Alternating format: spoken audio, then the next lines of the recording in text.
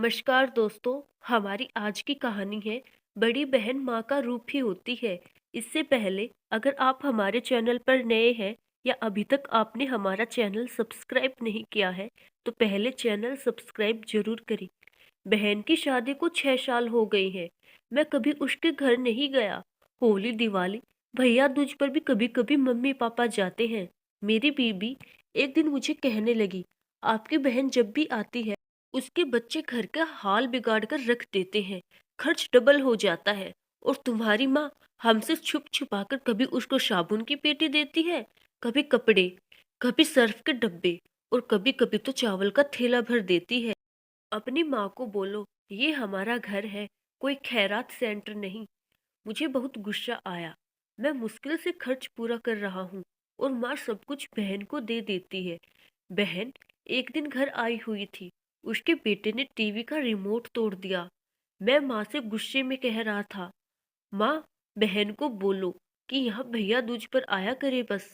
और ये जो आप साबुन सर्फ और चावल का थैला भर कर देते हैं ना, उनको बंद करो बस। माँ चुप रही, लेकिन बहन ने मेरी सारी बातें सुन ली थी। बहन कुछ ना बोली। 4 बज रहे थे।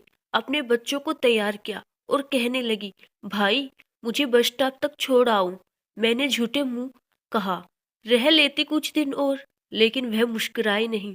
भाई बच्चों की छुट्टियां खत्म होने वाली हैं। फिर जब हम दोनों भाइयों में जमीन का बंटवारा हो रहा था, तो मैंने साफ इनकार किया, भाई मैं अपनी जमीन से बहन को हिस्सा नहीं दूंगा। बहन सामने बैठी थी। वह खामोश थी, कुछ न बोली। माँ ने कहा, बेटी का भी हक होता है। लेकिन मैंने गाली देकर कहा, कुछ भी हो जाए मैं बहन को हिस्सा नहीं दूंगा।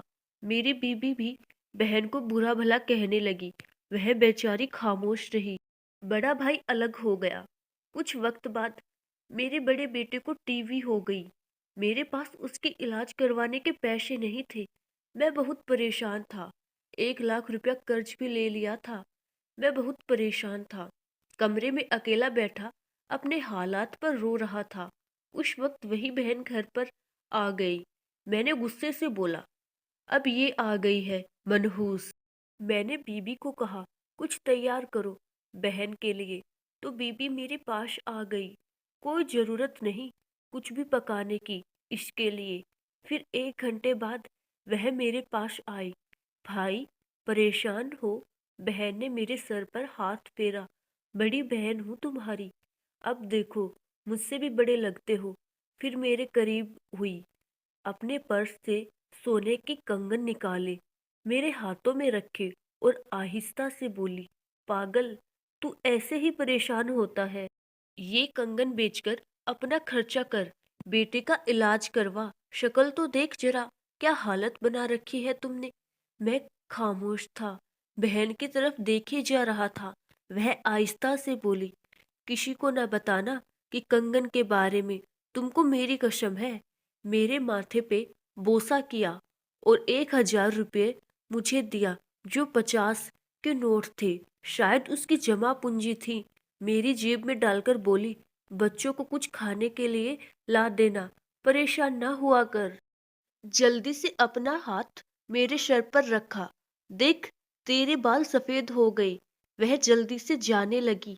उसके पैरों की तरफ मैं देखा। टूटी हुई जूती पहनी थी, पुराना सा दुपट्टा ओढ़ रखी थी। जब भी आती थी वही दुपट्टा ओढ़ कर आती। हम भाई कितने मतलब परस्त होते हैं।